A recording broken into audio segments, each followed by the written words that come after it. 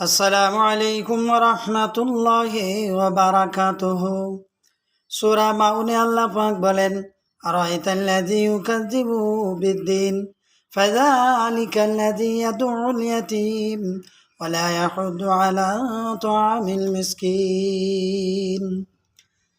আপনি কি তাকে দেখেন নাই যে বিচার দিবসকে অস্বীকার করে?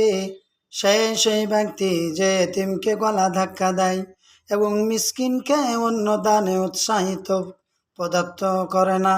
এইরূপ নামাজিদের জন্য মহা দুর্ভোগ, যারা নিজেদের নামাজ সম্পর্কে উদাসীন থাকে এবং তা লোক দেখানোর জন্য পড়ে এবং নিত্য ব্যবহার্য বস্তু অপরকে দেয় না।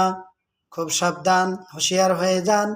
নামাজ পড়ি, রোজা করে, সমস্ত কিছু করি, কিন্তু এতিমদের সঙ্গে তাদের হক যদি নষ্ট করে দিই, কিয়ামতের মাঠে হাসরের ময়দানে বড় বিপদের মধ্যে পড়ে যেতে হবে। আল্লাহ পাক আমাদেরকে সহি বুঝ দান করেন, আমিন।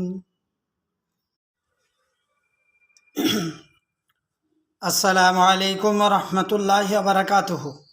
আল্লাহ পাক বলেন, ইন্না আনজালনাহু ফি লাইলাতিল কদরি ওয়া মা আদরাকা মা লাইলাতুল কদর। লাইলাতুল কদরি খায়রুম মিন আলফিশ শাহর।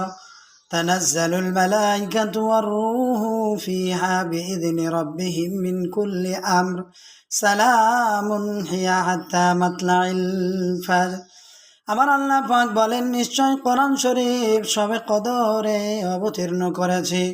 শবে কদর সম্বন্ধে আপনি কি জানেন? শবে কদর হলো 1000 মাস অপেক্ষা শ্রেষ্ঠ।